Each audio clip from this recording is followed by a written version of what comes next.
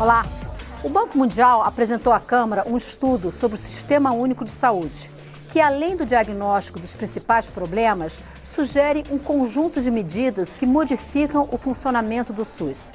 Algumas delas bem polêmicas, como o fechamento de pequenos hospitais considerados ineficientes. Esse estudo já está sendo usado pelo governo Bolsonaro como um guia para avançar no setor. E é o tema do Expressão Nacional de hoje. Eu recebo Edson Araújo, economista do Banco Mundial, responsável pelo estudo. O deputado Jorge Sola, do PT da Bahia. Leonardo Vilela, assessor técnico do Conselho Nacional dos Secretários de Saúde. E o deputado Ricardo Barros, do PP do Paraná. Senhores, muitíssimo obrigada por terem aceitado o nosso convite para esse debate. E eu começo pelo economista do Banco Mundial, responsável pelo estudo, Edson Araújo. Edson, o estudo traz 10 recomendações, não é isso? Impossível discutir as 10 aqui, infelizmente, né? Então, eu gostaria de conversar com você, com os nossos demais convidados, sobre algumas delas. Vamos começar, então, pelo fato de que o estudo aponta uma forte ineficiência por parte do SUS, né, no uso dos recursos que são aportados, né? E uma das recomendações feitas é a conversão de pequenos hospitais localizados em pequenas cidades brasileiras, a conversão desses pequenos hospitais em unidades de atenção primária à saúde. Eu gostaria que você explicasse essa proposta, que é com certeza bastante polêmica. As propostas que o Banco Mundial fez foram baseadas num diagnóstico que nós fizemos sobre o sistema de saúde brasileiro. E esse diagnóstico teve 2 focos. O primeiro foco era a distribuição dos recursos públicos, né? Ou seja, quem se beneficia desses recursos e para onde esses recursos são investidos. E o segundo foco foi no uso desses recursos, ou seja, como você já falou, a eficiência no uso desses recursos. Então, em relação à distribuição dos gastos, a mensagem é positiva, né? Os gastos públicos com saúde no Brasil, eles beneficiam os mais pobres, né? A gente observa que dos 10% mais pobres da população, 90% depende do SUS para ter atendimento de serviço de saúde. Então isso é muito positivo, ou seja, o SUS alcança o papel de distribuir os recursos da sociedade. Por exemplo, o Brasil hoje tem uma das menores taxas de gastos catastróficos com saúde, que é um indicador que qualquer sistema de saúde busca alcançar, né? Já em relação à eficiência, a gente observa algum grau de escopo de melhora do uso dos recursos.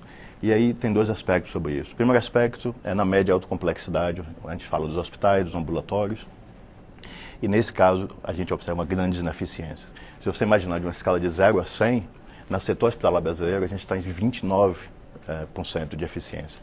Ou se você pensar, temos 71% de ineficiência.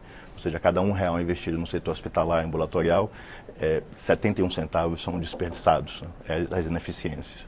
E aí já em relação à sua pergunta dos hospitais pequenos, uma coisa que o Brasil tem, que é um paradoxo, é que ao mesmo tempo que a gente tem poucos leitos por habitantes, né, abaixo do que a OMS, por exemplo, recomenda, a gente tem muitos hospitais.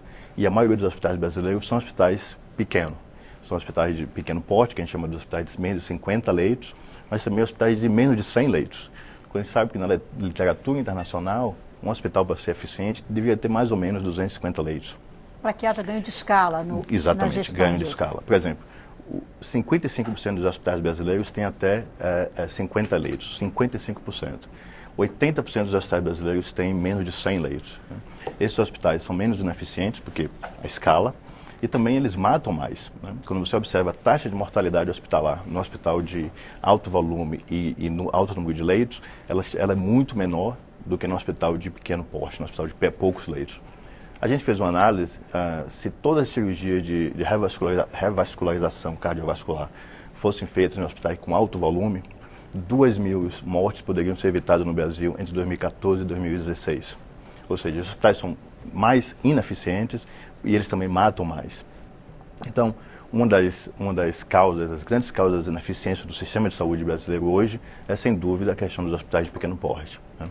Vamos ouvir o deputado Jorge Sola, PT da Bahia. Deputado Sola, além de médico, foi secretário de saúde estadual e municipal, né? E nacional. Fui da SAS no primeiro governo Lula, fui secretário de Atenção à Saúde. Então, eu gostaria de ouvi-lo em relação a essa proposta do Banco Mundial. Bom, primeiro, não posso deixar de comentar acerca da questão dos hospitais de pequeno porte, que não é um diagnóstico recente, né? Quando eu fui secretário da SAS em 2003, Esse diagnóstico já estava estabelecido há alguns anos. E, inclusive, em 2004, nós aprovamos uma política para o hospital de pequeno porte que visava transformar essas unidades em pronto atendimentos, para o primeiro atendimento, né? E para fazer parto normal e a primeira internação clínica. Ele deixava de receber por procedimento e passava a ser orçamentado. Um conjunto importante de unidades entraram. Só que, para você ter uma ideia, o valor é o mesmo que é remunerado a quem ficou com esse contrato desde 2005. Vou repetir. Tem quase 15 anos que os primeiros hospitais de pequeno porte que aderiram à política que visava essa conversão e visava mudar o mecanismo de financiamento, mudar o seu papel, aumentar a eficiência, que recebem o mesmo recurso praticamente. Então, aí eu aproveito para fazer um gancho com a discussão de eficiência, Ernesto, porque eu fico muito preocupado com certos conceitos como de eficiência em relação ao SUS, porque se você pegar o sistema como um todo, eu sempre me digo, me mostra qual é a política pública no Brasil mais eficiente do que o SUS. Eu não conheço. Porque a eficiência é o máximo que você pode fazer com o recurso que você tem disponível. Uma dona de casa eficiente é aquela que recebe o Bolsa Família e consegue botar comida todos os dias na casa dela. E o SUS tem um nível de financiamento baixíssimo, né? Nós temos 9 vezes menos do que a Inglaterra tem, 3 vezes menos do que a Argentina tem. Como é que a gente, com algo em torno de $1 por habitante dia, consegue ter o maior programa de vacinação e até o maior programa público de transplante de órgãos? Mais de 90% de toda a alta complexidade de saúde no Brasil é bancada pelo SUS. Então, um sistema desse não pode ser considerado ineficiente. Agora, concordo que nós temos determinadas situações no sistema que podem aperfeiçoar do ponto de vista da gestão, podem ganhar escala e podem ter ganhos, como alguns que são lembrados aqui. O Hospital Pequeno Porte, falei, tem 15 anos esse diagnóstico. A necessidade das redes regionais já estão em processo de implantação, não vingaram efetivamente mais porque não tiveram financiamento adequado também, né? Os processos de criação de consórcios têm crescido, visando a gestão consórcios regional. Intermunicipais. Intermunicipais. No meu estado, por exemplo, na Bahia, nós estamos lá com um processo muito forte de gestão regionalizada com consórcios com participação do Estado e dos municípios. E que viabiliza essa escala que exatamente. Que é então, defendida eu acho pelo Banco assim, Mundial. o diagnóstico, o documento é muito importante, principalmente que ele sintetiza determinados aspectos do estágio atual do Sistema Único de Saúde, traz propostas que, na verdade, aí, minha opinião, são propostas que já vêm sendo construídas, por exemplo, valorizar a atenção básica à saúde. Eu peguei um dado aqui, só para você ter ideia, em 2013 era 32%, nós dobramos para 64% a cobertura da atenção básica à saúde no Brasil. O SAMU, que começou em 2004, já atinge 75% da população, né?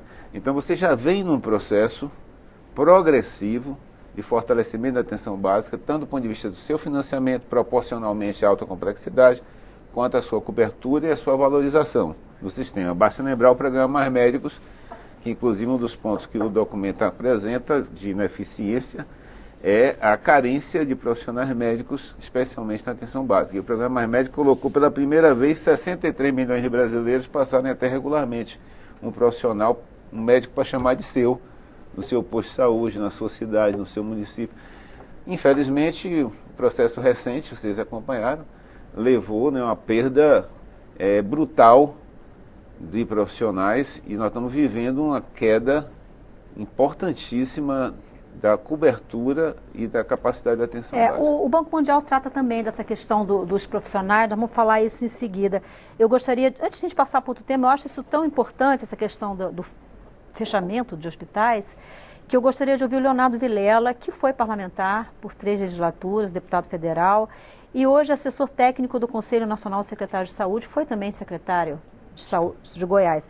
Leonardo, aqui eu tenho 2 comentários, olha só, para ajudar nessa nossa conversa. A Fernanda Alencar, via Facebook, ela diz o seguinte: os hospitais de pequeno porte em municípios menores quase não existem.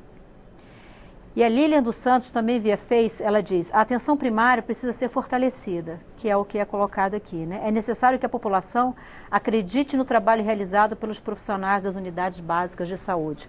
Qual a sua opinião em relação a essa ideia de fechamento dos pequenos hospitais considerados ineficientes? Bem, eu vejo de uma forma muito clara, concordo com as colocações do Edson, do Banco Mundial.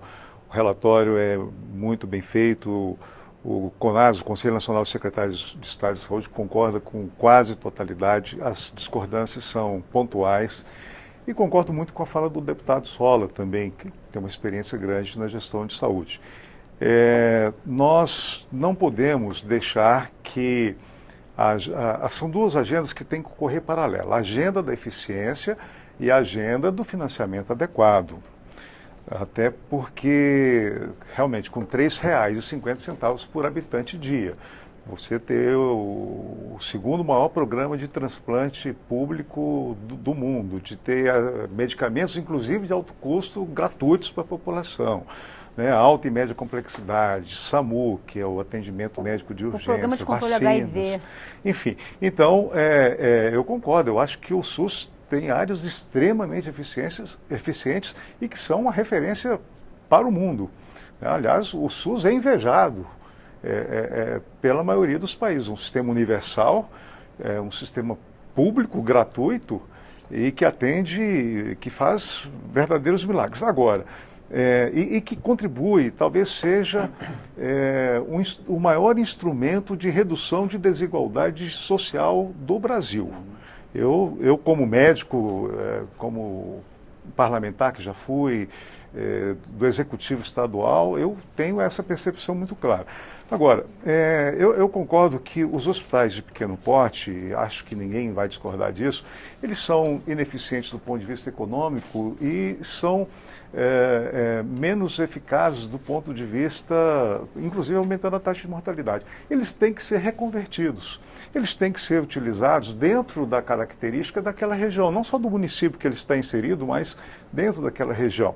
Então, alguns poderão se transformar em unidades de atenção básica, outros poderão se transformar em unidades de pronto atendimento, unidades de cuidados paliativos. A população está envelhecendo, a população tem uma predominância grande de doenças crônico-degenerativas.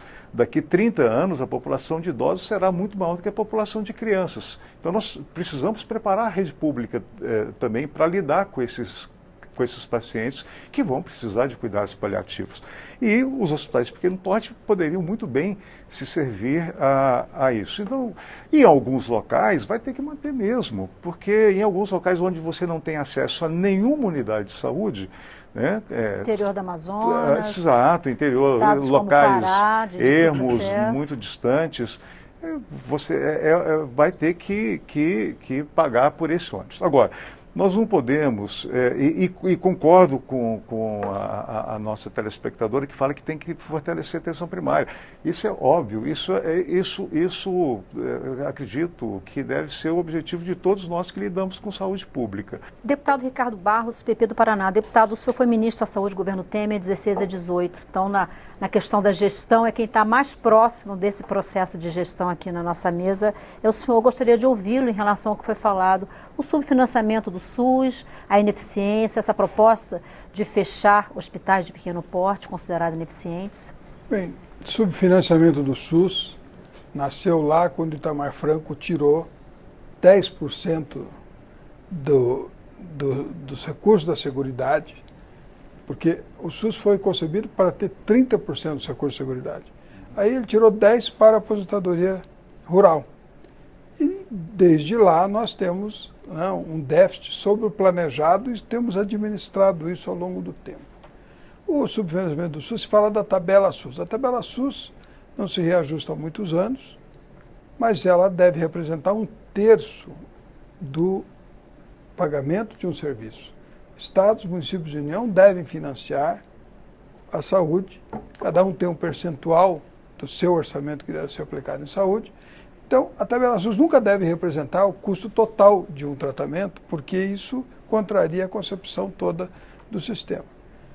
Mas também existem muitos incentivos, criaram-se muitos remendos para poder adequar a esta questão. Então, quem está na rede de urgência e emergência, quem está na rede cegonha, quem está no SAMU, recebe um valor maior pelo mesmo procedimento.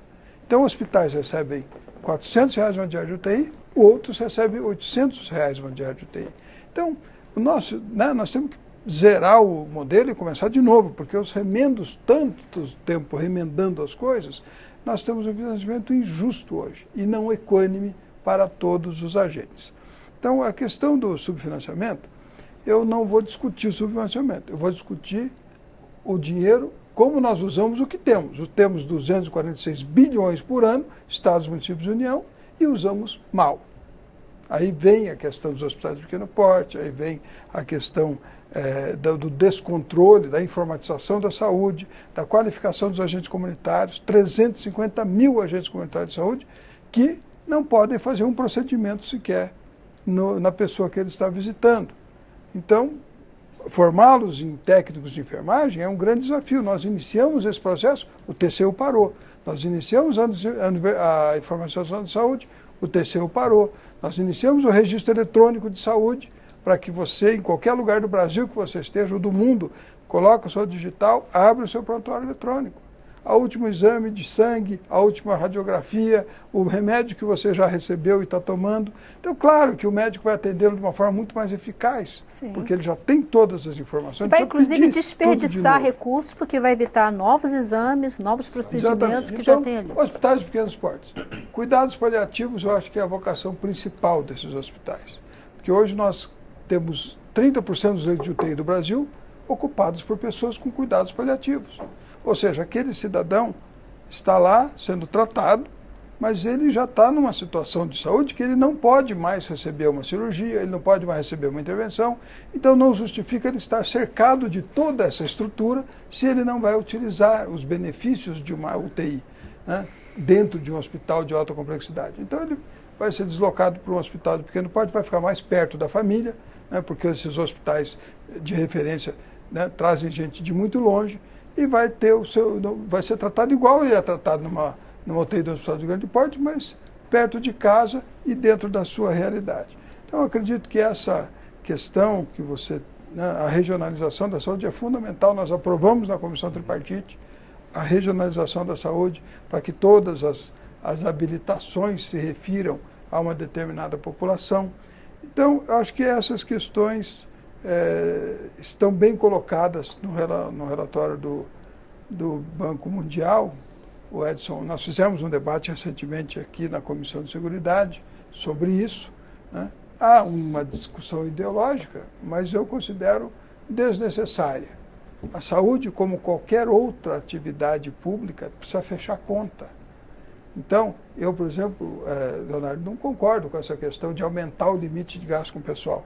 Por que a lei de responsabilidade estabeleceu um limite de gasto com o pessoal?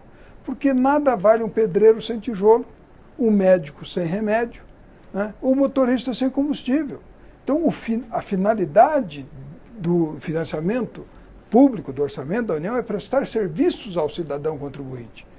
E se nós gastamos tudo com o pessoal, essas pessoas recebem salário, mas não conseguem devolver à sociedade os serviços que elas precisam prestar. Então, esse limite está para o equilíbrio dessa questão. Então, eu acho necessário, sim, que se faça o limite de pessoal, o Estado tem que investir, né? Não pode ficar igual o Brasil investindo 1% do orçamento em infraestrutura, né? Isso é um absurdo, 70% em pessoal, nós vamos fechar o Brasil desse jeito. Então, precisa, sim, ter o limite, e aí o gestor eficiente precisa aparecer. Economizei 5 bilhões em 2 anos no Ministério da Saúde. Precisa ter que ir em frente, bote o dedo na ferida e estanque os vazamentos que existem de mau uso do dinheiro público no conjunto total de um sistema que é elogiável, que é o SUS. Deputado Jorge Sola, foi falado aqui bastante de pessoal, né? O Leonardo Vilela trouxe a preocupação em relação aos gastos com o pessoal, necessidade de gastar, de fato, com o pessoal. E o estudo do Banco Mundial, ele fala sobre a escassez de médicos, né? E aquilo que já é conhecido, a escassez e a má distribuição, mas ele chama atenção para o fato de que existem outros profissionais de saúde, como enfermeiros, que a legislação permite que faça determinados atendimentos, que são capacitados para fazer determinados atendimentos, até para fazer algumas prescrições de remédios, mas, segundo o estudo, existe uma resistência muito grande por parte dos médicos em permitir que esses profissionais atuem dessa forma. O corporativismo evita isso. Qual é a sua opinião? Isso de fato acontece? Seria uma alternativa, inclusive, para essa atenção primária à saúde? Olha, acho que tem dois aspectos que eu queria comentar aí. Primeiro, voltando ao limite da lei de responsabilidade fiscal, ele é uma camisa de força para as políticas de saúde e educação. Porque o percentual que ele estabelece de gasto com o pessoal é muito abaixo do nosso padrão no sistema de saúde. Os dados que nós trouxemos são corretos. 70% da rede hospitalar e 90% da atenção básica é pessoal. Então não tem como trazer isso para 30 e poucos por cento, né? E educação não é diferente também não. Educação básica especialmente, né? É pessoal. E como é que nós conseguimos uma válvula de escape? Por exemplo, eu fui secretário de Estado da Bahia durante 7 anos. De 2007 para cá, nós já inauguramos 10 hospitais novos da rede estadual. Nenhum deles é gestão direta, porque só o concurso que nós fizemos em 2008 para repor os quadros dos hospitais que já existiam, bateu no nosso teto. Se a gente não tivesse lançado mão de outras estratégias de gestão, implantamos o primeiro hospital em PPP, o Hospital do Subúrbio, implantamos vários de OS. E agora o Tesouro Nacional vira e diz para os governadores que a partir desse ano, todos os gastos com essas outras formas de gestão vão ter que ser lançados como gasto de pessoal. É o desastre do Sistema Único de Saúde se isso acontecer, né? E em relação ao que você questionou sobre médico e outros profissionais, eu vou até remeter um pouquinho à discussão do hospital de pequeno porte. Uma das questões mais importantes que você pode usar nessas unidades é parto. Apesar de que tem um hospital no município, parece incoerente, mas é verdade. Esse município tem um hospital, mas não faz parto. Porque o modelo centrado no parto no médico não consegue se viabilizar nesse município. Mas nós temos excelentes enfermeiros obstetras no Brasil, tem uma escola, várias escolas de enfermagem obstétrica no país, né, formando bons profissionais, e o parto normal pode ser muito bem feito, trabalhado com enfermagem obstétrica. E elas estão sendo aproveitadas?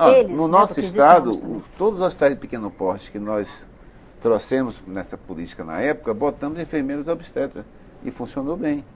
Infelizmente, essa política não foi adiante, porque, concordo, é um ponto importante, converter essas unidades em unidades para internação clínica, é o primeiro internamento clínico, é o pronto atendimento, é o parto normal, é o paciente fora de possibilidade terapêutica, né?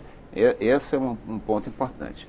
Você tem, inclusive, na própria atenção básica, um papel da enfermagem que ainda pode ser potencializado, apesar que tem crescido no controle da hipertensão, no controle da diabetes, no acompanhamento longitudinal do cuidado dos principais problemas de saúde.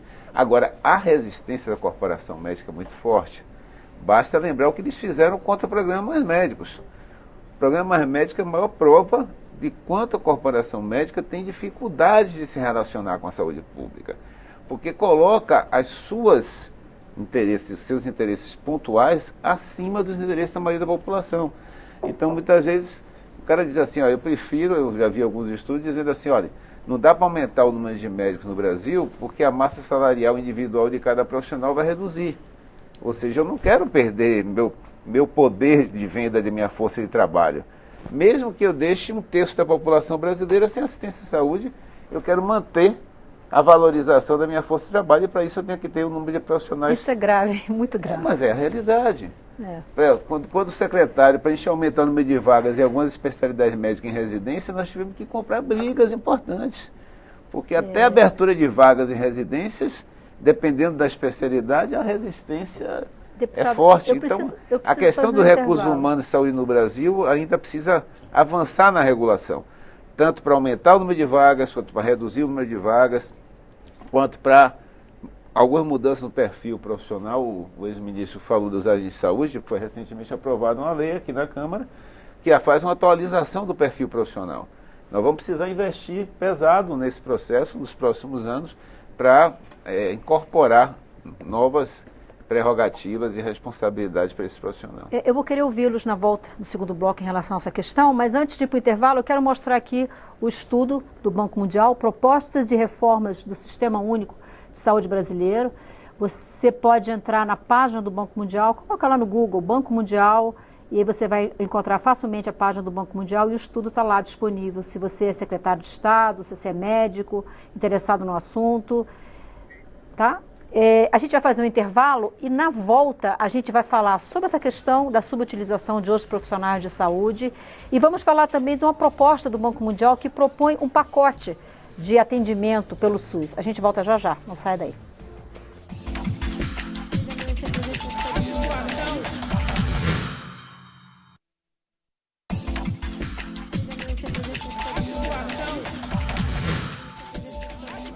O Pessoal Nacional está de volta. Hoje estamos falando sobre um estudo do Banco Mundial que propõe uma série de ajustes no SUS.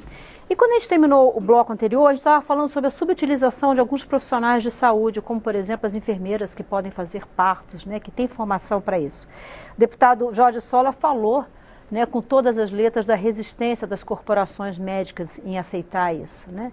Eu queria ouvi-lo, Leonardo, você com a sua visão de secretário de Saúde e hoje no Conselho Nacional.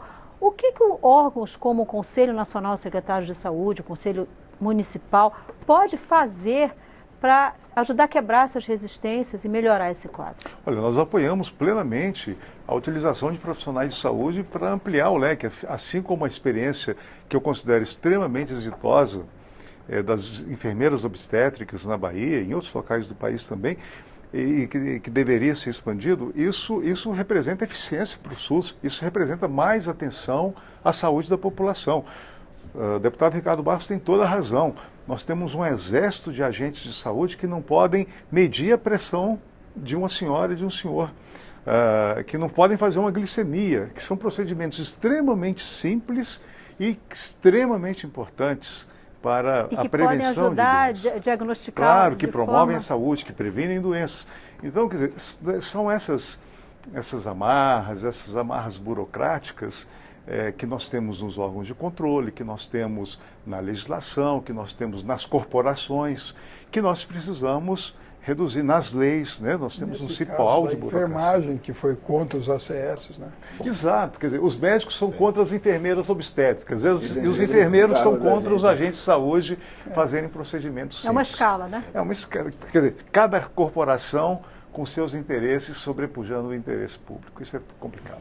Deputado Ricardo Barros, antes de ouvi-lo sobre o próximo tema, eu quero colocar aqui 3 observações que chegaram. O André Caldereiro Dias, ele diz via Facebook: na minha opinião, não adianta fazer estudos e não fazer acontecer. Caso contrário, será apenas falácia, como mais médicos. Via YouTube, a Iraci Brito diz: nunca vi políticos serem atendidos no SUS.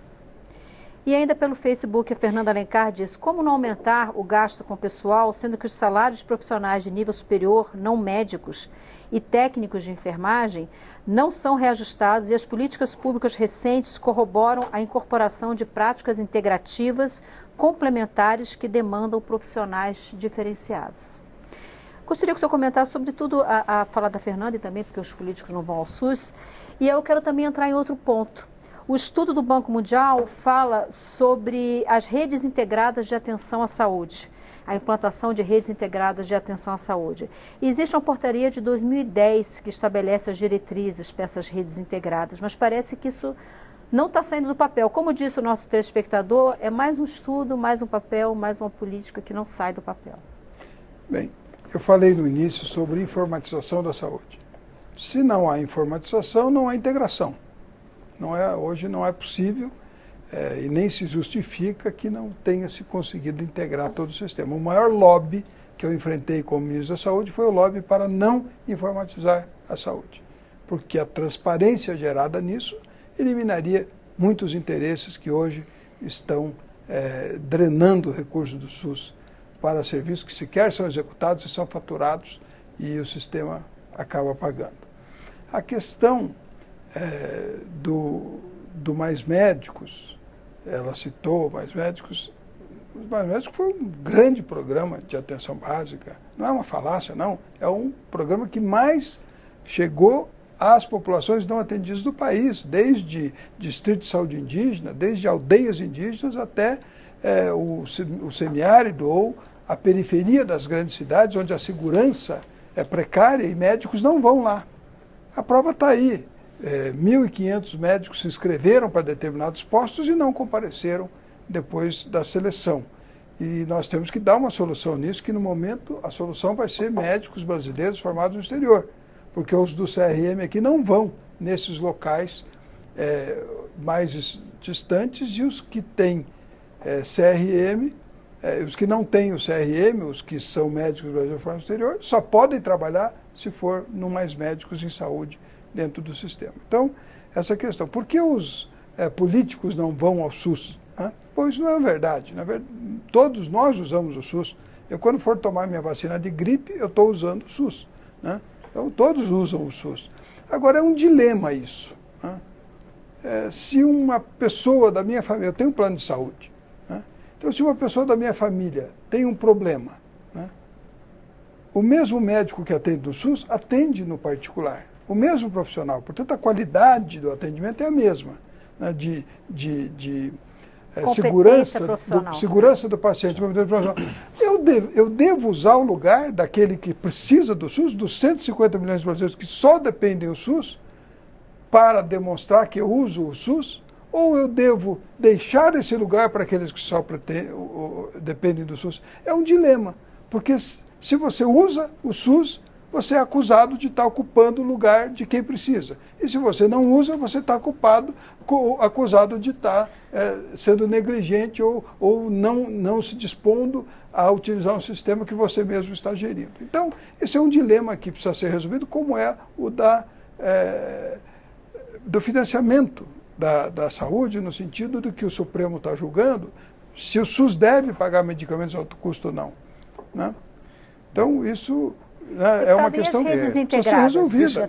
Eu queria dar um exemplo em relação a essa questão. Concordo com o dilema apresentado pelo deputado Ricardo Barros, mas o SUS é universal. Ele é universal, ele é para 100% da população. Em Goiás, em 2016, o governador do estado sofreu um atentado a tiros no sul do estado, em Tumbiara, no sul do estado. Ele foi atendido, foi feita uma cirurgia de urgência no Hospital Municipal de Tumbiara. Eu, então, era secretário de Saúde de Goiás. Eu não tive dúvida em transferi-lo para o maior hospital público do estado, que é o Hospital Governador de Urgências, Governador Otávio Lage Siqueira, e o governador foi atendido na UTI pelos mesmos profissionais, pelos mesmos equipamentos, com os mesmos medicamentos, na mesma estrutura física que qualquer cidadão que procura ou que foi caminhado. Os hospitais de emergência no Brasil são do SUS. Então, exatamente, os melhores. Eu falo que na minha família, olha, se você sofrer, eu espero que não sofra, mas se eu ou alguém da minha família sofrer um acidente, que me encaminha aos 2 grandes hospitais de urgência de Goiânia, que são da rede estadual, que são 100% SUS e que são os melhores, que têm os melhores profissionais de saúde. Toda pessoa que sofreu um acidente, o SAMU vai entregar numa porta SUS. Ele não entrega na porta particular. Queria que o senhor falasse o ponto que ficou faltando, que é a questão das redes integradas de atenção à saúde. As diretrizes foram aprovadas, definidas em 2010. Por que isso não saiu do papel? Bom, primeiro que precisa informatizar para integrar. Segundo, porque nós aprovamos a regionalização da saúde numa comissão tripartite no ano passado. E precisamos definir essas regiões, as referências. E a regionalização vai permitir resolver o problema político da destinação das unidades de saúde. Os hospitais de pequeno porte, por que o prefeito mantém o hospital de pequeno porte? Porque se ele falar na cidade que vai fechar o hospital, ele não ganha eleição. E todo mundo que não tem hospital, o prefeito ganha eleição dizendo que vai abrir um hospital. Então, a regionalização permitirá que o prefeito faça parte do conselho dos municípios que formam aquela região, onde ele vota, né? Vai ser voto vencido quando for fechar o hospital da cidade dele, mas ele justifica que a decisão é conjunta e que ele não tem autonomia para manter o hospital aberto. Isso resolveria o grande problema de estruturas ineficientes e sobrepostas também. Porque às vezes um prefeito quer ter um determinado serviço e o vizinho também quer ter o mesmo serviço. As UPAs foram um caso típico disso. Né? Foi feito um projeto para 500 UPAs, cobriria o Brasil.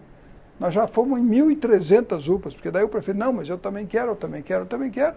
Aí as UPAs se tornaram estruturas insustentáveis, porque para aquela população menor, que cada UPA acabou abraçando, ela é inviável. Edson Araújo, um outro ponto bastante polêmico, né, do estudo do Banco Mundial, coordenado por você, recomenda um pacote de benefícios a ser coberto pelo SUS, a definição de um pacote de benefícios. Agora, a nossa Constituição, ela define o SUS como um serviço de acesso universal, igualitário e atendimento integral. Como é que essa proposta se coaduna com o que está previsto na Constituição brasileira? Maristela, um dos principais desafios hoje que o SUS tem é a questão da judicialização da saúde, né? Então, muitas vezes o paciente, o cidadão não consegue o serviço ou o medicamento pelo serviço diretamente, tem que ir pela forma judicial, né? O secretário Leonardo já falou sobre isso. Então, a resposta para isso de muitos países é criar critérios técnicos, objetivos, do que é coberto, do que não é coberto. A proposta não é limitar benefícios, né? Como você disse, é um sistema universal e gratuito, então o cidadão tem um direito ao acesso ao serviço. Mas a proposta é que o que seja coberto seja clinicamente justificável e também em termos de custo-efetividade, né? Ou seja, você criar mecanismos para justamente evitar o problema da judicialização na saúde. Agora, isso também, Maricela, acho que assim, as propostas elas se complementam, né? Por exemplo, o ex-secretário, o deputado Sola, falou sobre a atenção primária, né? O deputado Ricardo Barros falou também sobre redes integradas. Então, são coisas complementares. Por exemplo, um dos desafios das redes integradas, deputado, é a questão do financiamento, né?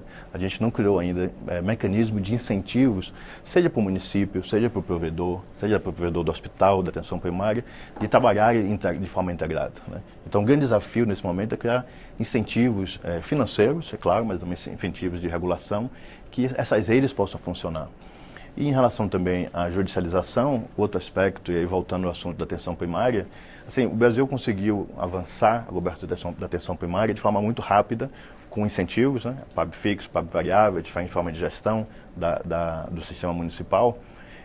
Mas, no entanto, ainda gastamos relativamente pouco na atenção primária. Por exemplo, a gente gasta 45% na atenção hospitalar e 22% da atenção primária, né, aí nesse momento. Já foi muito menos. Já foi muito menos, aumentou muito nos últimos anos, sem dúvida.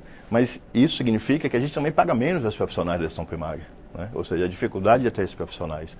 Então, assim, essas propostas, elas se complementam, né? Aí, voltando à judicialização, se hoje a gente consegue, ou não hoje, mas no futuro, consegue uma atenção primária de 100%, que cada cidadão brasileiro tenha um médico da família, tenha ele plano de saúde ou não, né? Seja ele dependente do SUS ou não, e tem um médico dessa família que regule a atenção, regule toda vez que ele precisa de um exame, toda vez que ele precisa de uma consulta com um especialista, isso também reduz a necessidade de ter o acesso por meio judicial, né? Então, assim, essa questão do pacote de serviço é uma questão de racionalizar, né? A judicialização da saúde, ela se dá sobretudo em torno de dois temas, se eu estiver errado, me corrija. Uma é a questão de medicamentos de alto custo, que muitas vezes não estão aprovados ainda pela Anvisa, né? E a outra é a questão de pessoas que precisam de tratamento que existe normalmente, mas não existe leito, não existe UTI, não existe medicação disponível e recorre, muitas vezes, a própria Defensoria Pública, né? Assessora, né? Advoga em favor desse cidadão de menos recursos, em busca de garantir uma internação ou coisa parecida, né? Então, esse pacote, como é que ficaria esses dois pontos dentro de um pacote você desse? falou da população mais carente, pessoa mais pobre, através da Defensoria, Maricela, mas sabemos também que existem os lobbies, né? Os lobbies de certos medicamentos, o deputado Ricardo Barros conhece bem pelo tempo que passou no Ministério, a influência de incorporar um medicamento no SUS, quando na verdade a gente nem tem evidência clínica, não estou nem falando da evidência financeira, de custo-efetividade, a evidência clínica que esse medicamento tem um impacto em relação a outros medicamentos, né? Se o ganho daquele medicamento é melhor ou não. Então, existe muito lobby, existe muito grupo de interesse também nessa coisa da judicialização, de influenciar a incorporação de serviços. Outro ponto que você falou é um dos grandes gargalos, né? A questão de não ter o serviço. A gente sabe, por exemplo, tratamento de câncer, 60% dos pacientes que chegam em estado avançado né, para receber o tratamento. Ou seja, é mais caro tratar e a possibilidade de cura é mais baixa. Porque não houve aquele atendimento inicial da atenção básica. Porque não houve a coordenação do cuidado pela atenção básica. Né? A atenção básica tem que coordenar o cuidado para os níveis de atenção hospitalar, especializados. E tem uma coisa da atenção básica, Maricela, que acho que todos aqui conhecem bem, assim, a gente ainda usa a atenção básica que tem baixa resolutividade, né? A gente precisa fortalecer a atenção básica, incluir exames, incluir consultas semanais com especialistas, ou seja, a gente precisa realmente de uma atenção básica, vamos dizer, 2.0, né? Atenção básica que seja realmente uma ponte, uma ligação entre os outros níveis da atenção. Só complementando em relação à atenção básica, atenção primária, é muito mais barato e, sobretudo, é muito melhor para o paciente e a sua família você controlar a pressão arterial, controlar o peso de um paciente do que tratá-lo de um acidente vascular cerebral, de um derrame cerebral depois. Ou você cuidar adequadamente de um diabético, mantendo os níveis de glicemia sob controle, do que depois ter que fazer cirurgia, amputar o pé, do que depois ele ficar cego, ele ter problemas de hipertensão, problemas de coração e outras coisas mais. Então, a atenção primária tem que ser realmente resolutiva, ela tem que atender toda a população, ela tem que ser expandida a 100% da população e tem que ser resolutiva. Uma boa atenção primária resolve 90% dos problemas de saúde, evita as internações, evita os tratamentos de especialidade. E nós temos uma situação bastante inusitada no Brasil.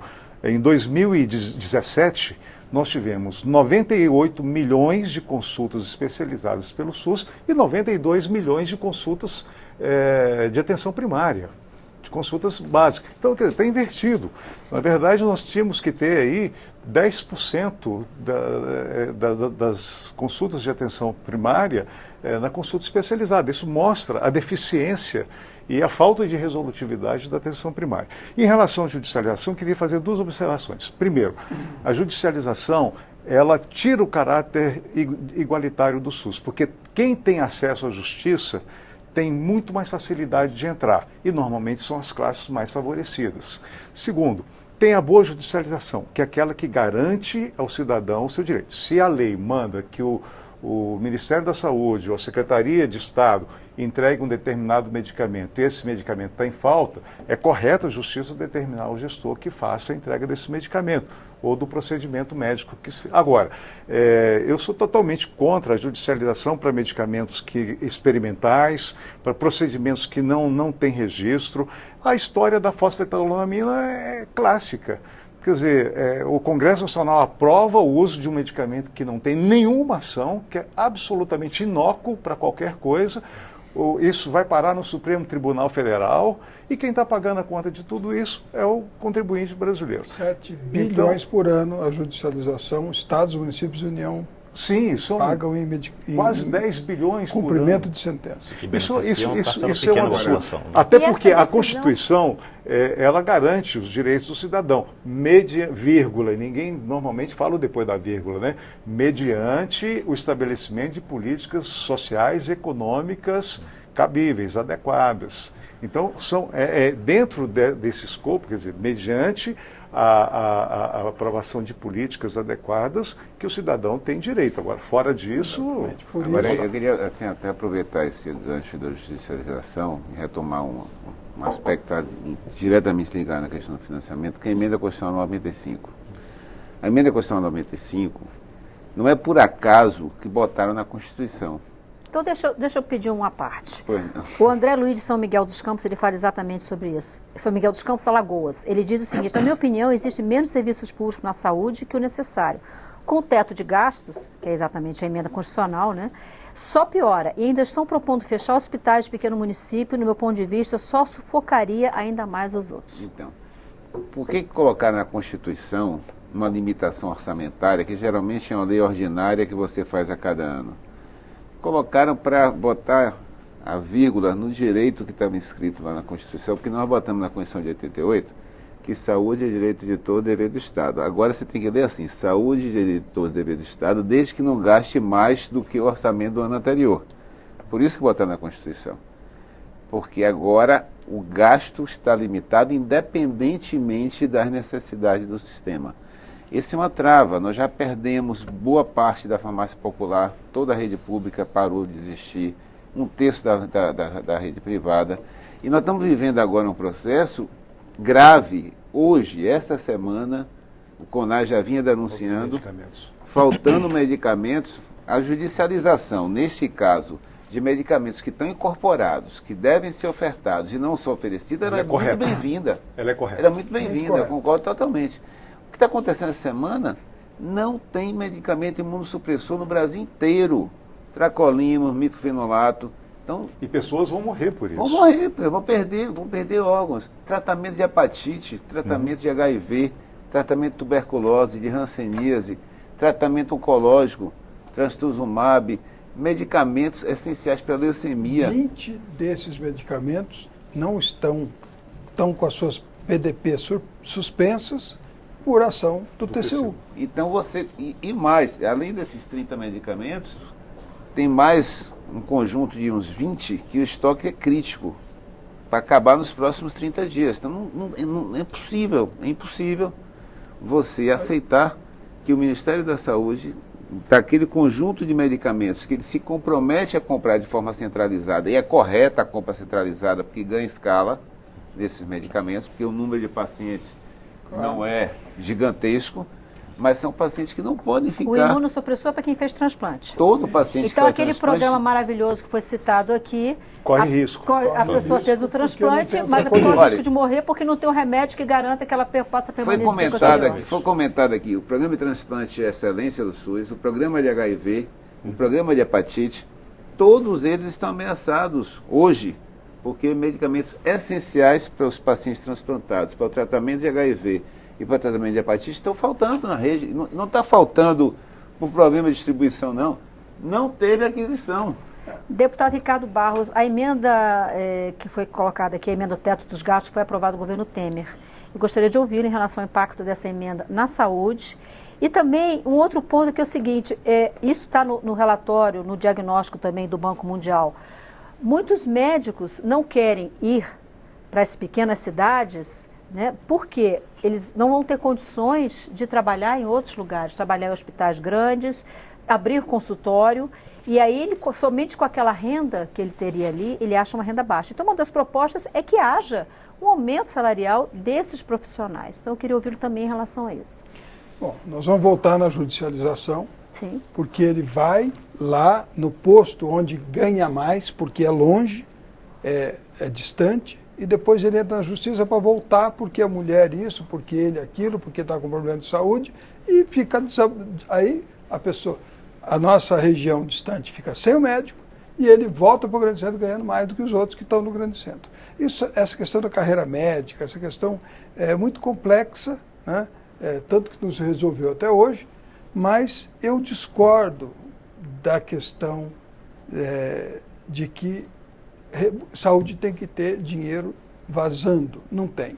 Saúde tem que ter dinheiro bem gerido, né? Então, eu estou assegurando aqui para vocês, se nós implantarmos a informatização da saúde, vamos economizar 20 bilhões por ano, dos 240 bilhões que o SUS tem disponível, só evitando a repetição de consultas, exames e entrega de medicamentos.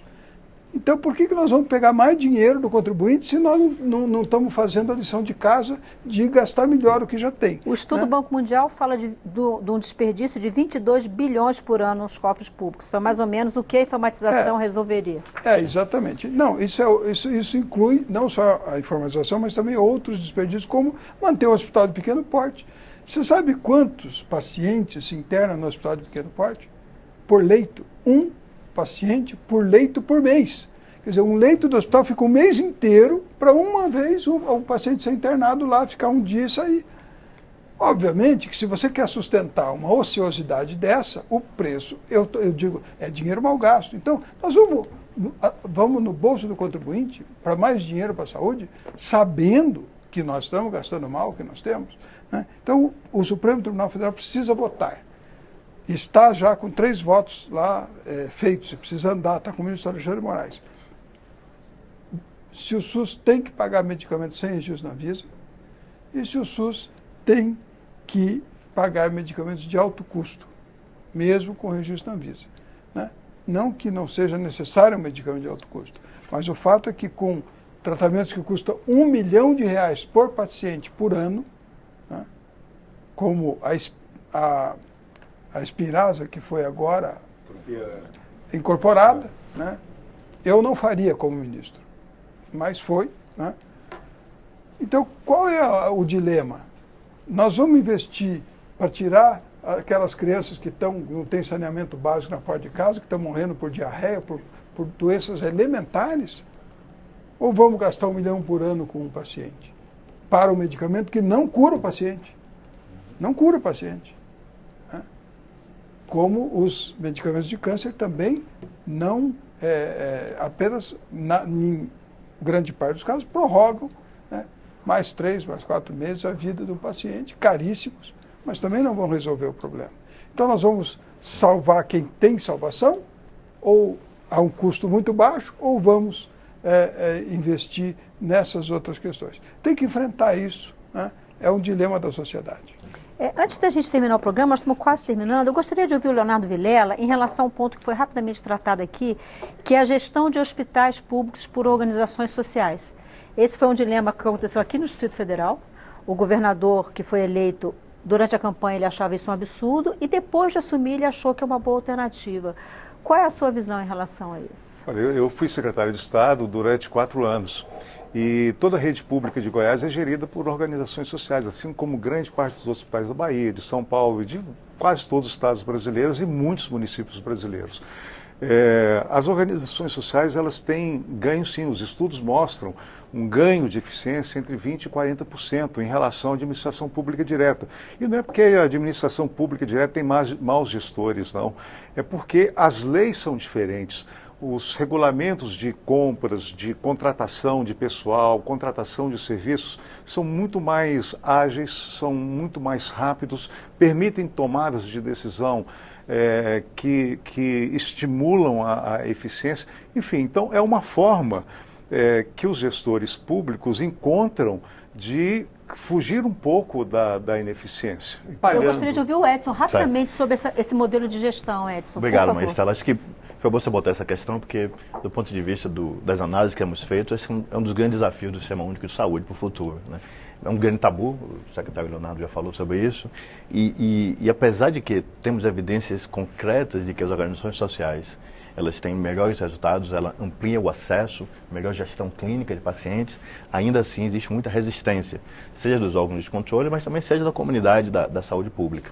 Então, assim, um dos grandes desafios do SUS é olhar para frente e ver, queremos um SUS estatal ou queremos um SUS que é um pouco mais híbrido, né? Por exemplo, existe a questão do financiamento, que no Brasil, como o deputado Sola falou, é uma questão constitucional, é um direito do cidadão, mas a provisão do serviço não necessariamente tem que ser estatal, né? Assim, se você olhar outros sistemas universais que o Brasil se inspira, como Canadá e Reino Unido, são sistemas que utilizam o setor privado para fazer o serviço, para prestar o serviço. O cidadão quer saúde, não quer saber se quem está do outro lado é privado ou público. Desde que tenha o acesso garantido e financiado pelo Estado, deputado. Então, assim, existe esse tabu no Brasil de discutir a questão do SUS estatal, né? Da questão mas temos que separar a questão do financiamento público, como está na Constituição, com a questão da provisão, né, com todos os benefícios que temos, seja das organizações sociais ou também seja do setor privado como um todo, né, de prestar o serviço de forma mais eficiente. Então, assim, já que você falou sobre os desafios, eu queria falar rapidamente sobre a questão da força de trabalho, que o deputado Sola falou. Acho que a questão das barreiras às entradas, né, da ampliação da força de trabalho é um grande desafio também para o Sistema Único de Saúde brasileiro. O deputado Sola falou do rendimento, a gente fez uns estudos com dados da força de trabalho brasileira e compara a renda média dos profissionais de saúde, no caso dos médicos, com a renda médica das outras categorias profissionais. A categoria médica, em média, ganha 30% a mais do que os 10% mais ricos da população. Ou seja, existe um controle do mercado de trabalho na área de saúde, principalmente na carreira médica, que é um desafio que precisa ser enfrentado, né? Bom, infelizmente o nosso tempo está esgotado, a gente analisou talvez 10% ou 15% das propostas do Banco Mundial. Pode marcar outra data, a gente... Hã? Pode marcar outra data e a gente continua. Isso, discutimos outra parte. Mas só lembrar que a importância desse relatório é que ele compara os nossos resultados com de outros países. Porque se a gente fica só olhando aqui se deu ou não deu assistência, a gente consegue ter uma visão real de como nos situamos no mundo. E estamos muito bem. O SUS é um orgulho para todos nós e invejado por todos os outros. Eu quero agradecer a Edson Araújo, economista do Banco Mundial, responsável por esse estudo. Muito obrigada, Edson, por sua vinda aqui ao nosso programa. Veio direto de Washington para cá, ainda está meio assim, cansado. Muito obrigada. Obrigado. Leonardo Vilela, assessor técnico do CONAS. Muitíssimo obrigada também por sua presença aqui. Obrigado. Deputado Jorge Sola, PT da Bahia. Muito grata também. Deputado Ricardo Barros, PP do Paraná. Muitíssimo obrigada. Você de casa que nos acompanhou, que participou do nosso debate, eu quero lembrar que esse estudo que a gente mostrou, que está disponível na página do Banco Mundial, está sendo considerado pelo governo federal como uma forma de aperfeiçoar o SUS. Então é interessante que você conheça isso. Na próxima semana, nós vamos falar de ativismo judicial. A pergunta é, até que ponto algumas decisões do Supremo Tribunal Federal invadem a competência legislativa do Congresso Nacional? Eu sou Maristela Santana e a gente volta na próxima terça, às 9 da noite, ao vivo, aqui na TV Câmara e nas redes sociais. Até lá.